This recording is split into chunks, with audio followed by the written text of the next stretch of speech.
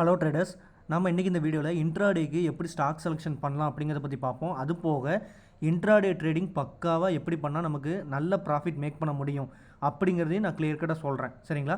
So first நீங்கள் பண்ண வேண்டியது, நீங்கள் இந்த வீக்லி பிரேக் அவுட் ஸ்டாக்ஸ்னு ஸ்க்ரீனர்ஸ்லாம் இப்போ நிறைய மார்க்கெட்டில் அவைலபிளாக இருக்குது. சரிங்களா? அதில் இந்த ஸ்க்ரீனர் நிறைய பேர் பார்ப்பாங்க, இந்த சார்ட்டிங் பார்ப்பாங்க. சரிங்களா? நீங்கள் என்ன பண்ணுங்கள், வீக்லி பிரேக் அவுட் ஸ்டாக்குன்றது மட்டும்தான் நீங்கள் எடுக்கணும். நல்லா புரிஞ்சுக்கோங்க. ஏன்னா இதில் தான் உங்களுக்கு ஹை ப்ராபபிலிட்டி ப்ராஃபிட் வர்றதுக்கு நிறைய பாசிபிலிட்டிஸ் இருக்குது. சரிங்களா? ஸோ இந்த மாதிரி வீக்லி பிரேக் அவுட் அப்படின்னு போட்டு ஸ்டாக்ஸ்ன்னு எடுங்க. ஸோ இந்த மாதிரி இப்போ நம்ம சார்ட்டிங்கில் எடுக்கிறோன்னு வைங்களேன், இந்த மாதிரி இது பார்த்திங்கன்னா நிறைய அல்காரிதம் அவங்களே டிசைன் பண்ணி வச்சுருப்பாங்க. ஸோ அதில் நமக்கு வந்து இந்த மாதிரிலாம் வந்து ஸ்டாக்ஸ்லாம் நிறைய காட்டும். சரிங்களா? ஸோ இது மூலிமா நீங்கள் வந்து ஸ்டாக்ஸ் வந்து செலக்ட் பண்ணிக்கலாம். இதில் எக்கச்சக்க ஸ்டாக்ஸ் காட்டும். இதில் வந்து நீங்கள் எந்த ஸ்டாக் வேணுமோ அதை எடுத்து நீங்கள் வந்து ட்ரேட் பண்ணலாம். ஆனால் ஒரு விஷயம் என்னென்னா, இதில் பார்த்துட்டு நீங்கள் அந்த சார்ட் ஓப்பன் பண்ணி நீங்கள் என்ட்ரி ஆகிறதுக்குள்ளே இன்ட்ராடேயில் மூவ்மெண்ட் வந்து பயங்கரமாக கம்ப்ளீட் ஆயிரும். எப்போவுமே இன்ட்ராடேயில் வந்து ஸ்டாக்ஸில் ட்ரேட் பண்ணும்போது இதான் ஒரு பிரச்சனை. நீங்கள் இந்த ஸ்டாக் எடுக்கலாம், ட்ரேட் பண்ணலாம்னு நினைப்பீங்க. ஆனால் பார்த்தீங்கன்னா அது வந்து 9:15 மார்க்கெட் ஆரம்பித்த உடனே பார்த்தீங்கன்னா டக்குன்னு நீங்கள் என்ன ஸ்டாக் ட்ரேட் பண்ணணும்னு நினைக்கிறீங்களோ அந்த ஸ்டாக் பார்த்தீங்கன்னா ஒரு சடனாக ஒரு மூமெண்ட்டு, ஒரு 3 பாயிண்ட்டு இல்லை 5 பாயிண்ட்ஸ் இந்த மாதிரி, இல்லை சில நேரம் பார்த்தீங்கன்னா அன்னைக்கு அந்த ஸ்டாக்கில் ஹியூஜ் வால்யூம் இருக்குது அப்படின்னா 10 பாயிண்ட்ஸ் 15 பாயிண்ட்ஸ் கூட நீங்கள் கண்டுபிடி தக்கக்குள்ளே ஒரு சடன் மூவ் அந்த மாதிரி ஆயிரும். சரிங்களா? ஸோ இது நீங்கள் வந்து இந்த ஸ்கேனர்ஸ் மூலிமா மட்டுமே நீங்கள் பார்த்துட்டு ட்ரேட் பண்ணுறதா இருந்தால், இப்போ இவ்வளோ ஸ்டாக்ஸில் ஏதாவது ஒரு ஸ்டாக் 2 ஸ்டாக் தான் உண்மையாக சொல்கிறேன் உங்களுக்கு வந்து ஏதாவது ஆப்பர்ச்சுனிட்டி கொடுக்க வாய்ப்பு இருக்குது. ஆனால் இப்போ இந்த வீக்லி பிரேக் அவுட் ஸ்டாக்ஸ்னு போட்டவொடனே இது எல்லாமே வருது பார்த்தீங்களா? இதை முன்கூட்டியே உங்களுக்கு தெரிஞ்சிருந்தால் இதில் நீங்கள் ஈஸியாக இன்ட்ரடே பண்ண முடியும். அந்த முன்கூட்டியே எப்படி தெரிஞ்சுக்கிறது அப்படின்னு பார்த்தீங்கன்னா ஒன்றுமே இல்லை, ஈஸியான விஷயந்தான். இப்போது இதில் ஸ்ரீ லெதர்ஸ்னு ஒரு ஸ்டாக் காமிச்சிது. சரிங்களா? அது செகண்ட் பேஜில் பார்த்தேன்னு நினைக்கிறேன்.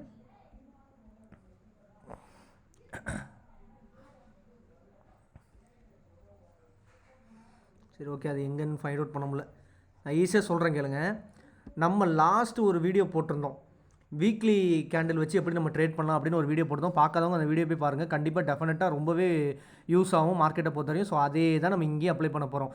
நீங்கள் பண்ண வேண்டியது, கிட்டத்தட்ட இன்ட்ராடேக்கு நீங்கள் சிம்பிளாக ஒரு 5 ஸ்டாக் இல்லை 10 ஸ்டாக் எடுத்துக்கோங்க. அதே ஸ்டாக்கை ஃபோக்கஸ் பண்ணுங்கள். நிஜமாக சொல்கிறேன், அப்படி நீங்கள் பண்ணிங்கன்னா மட்டும்தான் உங்களால் இன்ட்ராடேலலாம் ப்ராஃபிட் பண்ண முடியும்.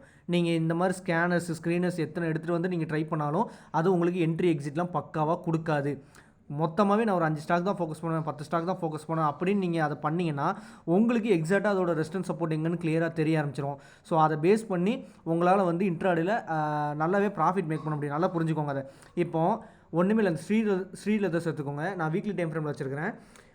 ஒவ்வொரு ஹை பிரேக் பண்ணுவோம். இது பாருங்கள், இது இந்த மந்த்லியோட ஃபஸ்ட்டு கேண்டில். ஆக்சுவலாக இதோட இந்த கேண்டில் பாருங்கள், இது நல்ல புல்லிஷ் கேண்டிலாக இருக்கா? இதை வச்சு நம்ம எப்படி ட்ரேட் பண்ணலாம் சொல்கிறேங்க. இந்த கேண்டில் வந்து பார்த்திங்கன்னா ஓப்பன் க்ளோஸ் ஆகிருக்குது, ஃபுல்லாக க்ளோஸ் ஆன விட்டு பாருங்கள். இதோட ஹை வந்து 373 இருக்குது. சரிங்களா? இதை நீங்கள் ஃபஸ்ட்டே பார்த்துருந்தீங்கன்னா நீங்கள் அந்த ஹையில் லோவில் ஒரு லைன் மார்க் பண்ணிட்டீங்கன்னா உங்களுக்கு ஒரு ரேஞ்ச் கிடச்சிரும். 304 to 373 இருக்குது. நல்லா புரிஞ்சுக்கோங்க. நீங்கள் இந்த 373 கிராஸ் பண்ணுறப்ப தான் நான் ட்ரேட் எடுப்பேன். இதை கிராஸ் பண்ணால் இந்த ஸ்டாக் கண்டிப்பாக மூவ் ஆகும். ஏன்னா இது வீக்லி பிரேக் அவுட்டுன்னு அர்த்தம். அப்போ 373 பிரேக் பண்ணுற வரைக்கும் நான் அந்த ஸ்டாக்கில் வெயிட் பண்ண வந்துட்டு நீங்கள் ஒன்றுமே இல்லை, ஒரு அலர்ட் போட்டு வச்சுருந்தீங்கன்னு வைங்களேன். ஒரு அலர்ட் மட்டும் எப்போ போட்டுக்கோங்க. சரிங்களா? அப்படி அலர்ட் போட்டிங்கன்னா அதை கிராஸ் ஆகிற அன்றைக்கி நீங்கள் இன்ட்ராடேல எடுத்து பாருங்கள், உங்களுக்கு அந்த மூவ்மெண்ட் கிடைக்கும். இது இண்டிகேட் பண்ணி தான் இந்த வீக்லி பிரேக் அவுட்டில் இந்த ஸ்டாக்ஸு ஸ்க்ரீனர்லன்ட்டு வரும். நல்லா புரிஞ்சுக்கோங்க. ஃபஸ்ட்டே உங்களுக்கு இந்த ட்ரிக்கு தெரிஞ்சிருந்துச்சுன்னா நீங்கள் ஏற்கனவே இந்த ஸ்டாக்கில் ஃபோக்கஸாக இருப்பீங்க, இந்த மூவ்மெண்ட்டையும் உங்களால் பிடிக்க முடியும். நல்லா புரியுதுங்களா உங்களுக்கு? இப்போ 373 தாண்டோட்டு பாருங்கள். இந்த ஸ்டாக் ஃபஸ்ட்டு இந்த ஒரு 394 வரைக்கும் ஒரு மூவ்மெண்ட் கொடுத்துருக்குது. அப்புறம் அந்த 394 அடுத்து பிரேக் பண்ணியிருக்குது. பிரேக் பண்ணோடனே பாருங்கள், அது நியர்லி 432 வரைக்கும் போயிருந்துருக்குது. ஸோ இன்ட்ராடேல எப்போனாலும் அது ஒவ்வொரு ஸ்டாக்கோட எஃபிஷியன்சி பொறுத்து இருக்குது. ஒவ்வொரு ஸ்டாக் பார்த்திங்கன்னா இன்ட்ராடேல பார்த்தீங்கன்னா நல்ல மூவ்மெண்ட் கொடுக்கும். இப்போ ஹெவி வெயிட் ஸ்டாக்கே பார்த்தீங்கன்னா like HDFC bank, Kotak bank, Reliance, இதுவுமே பார்த்தீங்கன்னா இன்ட்ராடேல எல்லா நாளும் மூவ்மெண்ட் கொடுக்காது. இன்ட்ராடேல இருக்கிற ஒரு பிரச்சனை அதுதான். அதனால தான் நிறைய பேர் நிஃப்டி, பேங்க் நிஃப்டிக்கு வருவாங்க. சரிங்களா? ஆனால் என்ன அதில் ஒரு பிரச்சனை, அதில் வந்து எப்போவுமே ரிஸ்க் ஜாஸ்தி தான். ஸோ ஸ்டாக்ஸில் இன்ட்ரடே பண்ணோன்னா நீங்கள் பொறுமையாக இந்த மாதிரி வெயிட் பண்ணி வீக்லி பிரேக் அவுட்டுக்கு வெயிட் பண்ணி நீங்கள் பண்ணிங்கன்னா அன்னைக்கு தான் உங்களால் வந்து சூப்பரான ஒரு மூவ்மெண்ட் வந்து இன்ட்ராடேல பிடிக்க முடியும். நீங்கள் மற்றபடி என்ன பண்ணாலும் வாய்ப்புகள் கம்மி. சரிங்களா? சிம்பிள் தாங்க இது வந்து. இதை நீங்கள் அப்படியே இந்த மெத்தடை நீங்கள் ஸ்விங் ட்ரேடுக்கும் ஃபாலோ பண்ணலாம். இங்கே பாருங்கள், ஹிண்டால்கோ பாருங்கள். ஹிண்டால்கோ பாருங்கள், இது ஒரு வீக்லி கேண்டலோட க்ளோஸு, நல்ல ஒரு புல்லிஷ் கேண்டல் ஃபார்ம் ஆயிருக்குது.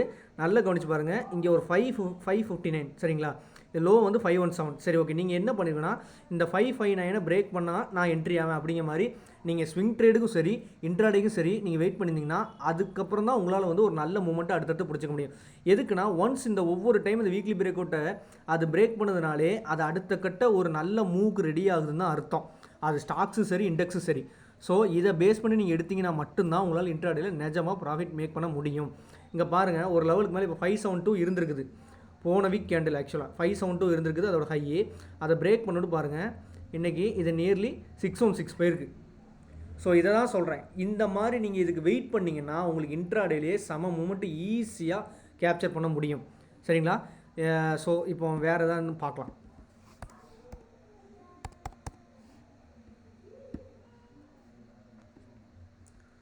சேம் HDFC பேங்க் பாருங்கள், அதே மாதிரி நான் வீக்லி கேண்டலில் ஹை லோ மார்க் பண்ணியிருக்கேன். 1654 ஒரு லெவலாக இருந்திருக்கும். சரிங்களா? அந்த 1654 பிரேக் பண்ணால் நான் என்ட்ரி ஆகிறேன் நீங்கள் வெயிட் பண்ணிங்கன்னா அடுத்து உங்களுக்கு 1689 வரைக்கும் ஒரு மூவ்மெண்ட் கிடச்சிருக்கு. ஸோ அந்த 1689 பிரேக் பண்ண விட்டு தான் இப்போ HDFC பேங்க் பார்த்தீங்கன்னா நல்ல ஒரு மூவ்மெண்ட் ஆகிட்டு இருக்கு. இன்றைக்கி நியர்லி 1720 வரைக்கும் போயிருந்துருக்குது. இது மேலும் மேலும் நல்ல வந்து ஹை போக தான் வாய்ப்புகள் ஜாஸ்தி. ஸோ இதுக்கு தான் சொல்கிறேன், வீக்லி பிரேக் அவுட் சார்ட்டு நீங்கள் எடுத்து வச்சுக்கலாம். சரிங்களா? ஆனால் அதுக்கு முன்னாடியே நீங்கள் வந்து இந்த ஸ்க்ரீனர்லாம் யூஸ் பண்ணாமல் பண்ணணுன்னா இந்த மாதிரி நீங்கள் வந்து வீக்லி கேண்டிலில் ஒரு ரெசிஸ்டன்ஸ் சப்போர்ட் போட்டு அதை இன்ட்ராடேக்கும் சரி இல்லை ஸ்விங் ட்ரேடுக்கும் சரி நீங்கள் வெயிட் பண்ணிங்கன்னு வைங்களேன், உங்களால் ரொம்ப ஈஸியாக ப்ராஃபிட் மேக் பண்ண முடியும். ஈஸியாக நான் ஒரு நல்ல ரிட்டர்ன்ஸ் பார்த்துட்டு வெளியே வந்துடலாம். அந்த ஸ்டாக் விட்டு அந்த பொசிஷனை விட்டு நீங்கள் எக்ஸிட் ஆகிட்டு வெளியே வந்துடலாம். இது போக நான் வந்து ஸ்க்ரீனர் யூஸ் பண்ணி ஸ்கேனர் யூஸ் பண்ணி நான் வந்து அது மூலிமா தான் வந்து என்ட்ரி எடுப்பேன் எக்ஸிட் எடுப்பீங்கன்னா நீங்கள் எவ்வளோ நாள் ட்ரை பண்ணி பாருங்கள். நிஜமாக சொல்கிறேன், ஏன்னா நானுமே இதெல்லாம் பண்ணியிருக்கேன். இன்ட்ராடேயில் அந்த ஆப்பர்ச்சுனிட்டி உங்களுக்கு நிச்சயம் கொடுக்காது. சரிங்களா? நான் கேரண்டீடாக சொல்லுவேன், இன்ட்ராடேயில் அந்த ஆப்பர்ச்சுனிட்டி உங்களுக்கு நிச்சயம் கிடைக்காது.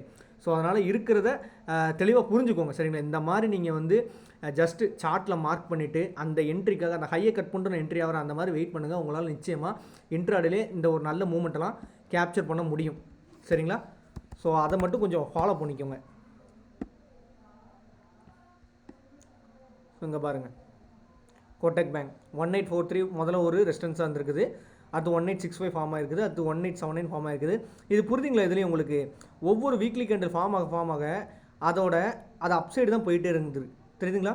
ஸோ அதுலேயே நீங்கள் ஒரு சிம்பிளான டிசிஷனுக்கு வந்துக்கலாம். அந்த ஸ்டாக் வந்து நல்ல அப் ட்ரெண்டில் தான் ட்ராவல் ஆக போகுது.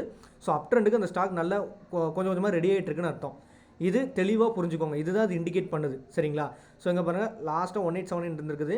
அந்த 1879 பிரேக் பண்ணதுக்கப்புறம் எப்போனாலும் இந்த மாதிரி மூவ்மெண்ட் நடக்கலாம். ஏதாவது ஒரு வீக்லி கேண்டலோட ஹையை கட் பண்ணி மார்க்கெட் பவுன்ஸ் ஆகிறப்ப உங்களுக்கு எப்போனாலும் இந்த மாதிரி சடனாக ஒரு பெரிய புல்லிஷ் கேண்டில் ஃபார்ம் ஆகிறதுக்கு தான் பெரிய பாசிபிலிட்டிஸ் இருக்குது. ஸோ அதனால தான் சொல்கிறேன், இன்ட்ராடேக்கு இதையே பயன்படுத்துங்க.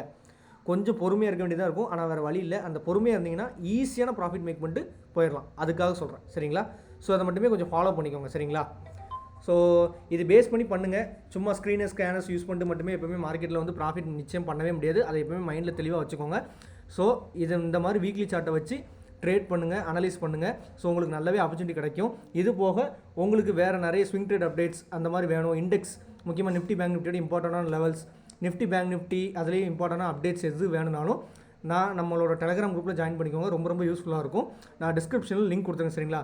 ரொம்பவே யூஸ்ஃபுல்லாக இருக்கும். கண்டிப்பாக ஜாயின் பண்ணிக்கோங்க. சரிங்களா? ஸோ தேங்க்ஸ் ஃபார் வாட்சிங் ஃப்ரெண்ட்ஸ்.